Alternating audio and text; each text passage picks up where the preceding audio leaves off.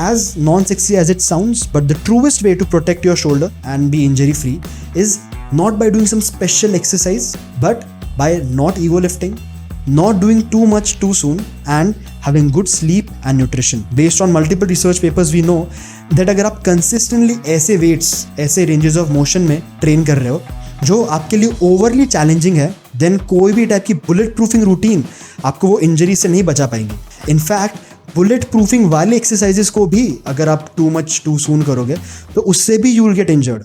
वो एक्सरसाइज भी normal laws of human biology ही फॉलो करती है, उसमें कुछ स्पेशल हीलिंग प्रॉपर्टीज नहीं होती। This entire genre of YouTube videos जिसमें how to fix a pain और हाउ टू रिहैब एक्सरसाइजेस बताई जाती है, वो ऐसा एक पिक्चर पेंट करती है एज इफ कोई भी गिवन इंजरी के लिए एक ही स्पेसिफिक एक्सरसाइज यूज की जा सकती है for rehab and no other exercise और movement can help in recovery, as if there is this universal category कि ये वाली एक्सरसाइजेज ही हील करती है, ये वाली एक्सरसाइजेज स्ट्रेंथन करती है, and these are the exercises that are gonna fuck you up. There is a condition called as shoulder impingement, जिसमें आपकी शोल्डर लिगामेंट आपकी शोल्डर बोन के अगेंस्ट कंप्रेस होने लगती है। And according to outdated physios following outdated research, this condition is abnormal and needs to be fixed. But so many studies have shown that many people who have shoulder impingement are not even aware about it. Because ना उन्हें उसकी वजह से कोई shoulder pain हो रहा होता है, ना उन्हें कोई भी मूवमेंट रेस्ट्रिक्शन फील होता है because of the shoulder impingement.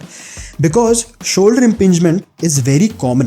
Probably आप में से बहुत से लोगों का शोल्डर ऑलरेडी इम्पिंज्ड हो रहा है राइट नाउ। शोल्डर लिगामेंट्स का शोल्डर बोन के अगेंस्ट कंप्रेस होना एक कंप्लीटली नॉर्मल सिचुएशन है एंड उसका पेन के साथ कोई भी डायरेक्ट कोरिलेशन नहीं है। मतलब बहुत से लोग जिन्हें शोल्डर पेन है उन्हें प्रॉबेबली शोल्डर इम्पिंजमेंट नहीं है, एंड बहुत से लोग जिन्हें शोल्डर इम्पिंजमेंट है उन्हें उसकी वजह से प्रॉबेबली कोई शोल्डर पेन नहीं है।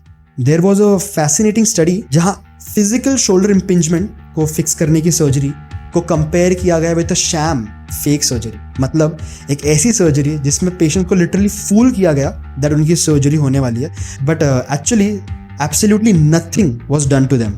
व्हेन रियल शोल्डर इम्पिंजमेंट की सर्जरी एंड फेक सर्जरी के रिजल्ट को कंपेयर किया गया, it was found that the results were the same.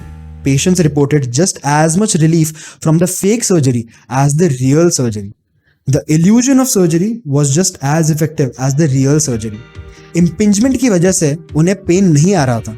However, एक चीज जो कंसिस्टेंटली सारी रिसर्चर्स में पाया गया है is that no matter एक पेशेंट कौन से टाइप की शोल्डर प्रॉब्लम फेस कर रहा हो, when they start doing exercises in a smart way तो उनका शोल्डर पेन फिक्स होना स्टार्ट हो जाता है, इवन दो उनकी शोल्डर कंडीशन फिक्स नहीं होती। सो इम्पिंजमेंट वाले पेशेंट का शोल्डर इम्पिंज होना बंद नहीं होगा, बट डिस्पाइट दैट उनका शोल्डर पेन या शोल्डर मूवमेंट का रेस्ट्रिक्शन पूरी तरीके से फिक्स हो जाएगा। सो बेसिकली नो मैटर आपका फिजियो आपको कौन से मेड अप डायग्नोसिस बताता है आपके शोल्डर के बारे में, सोल्यूशन तो एक्सरसाइज ही है।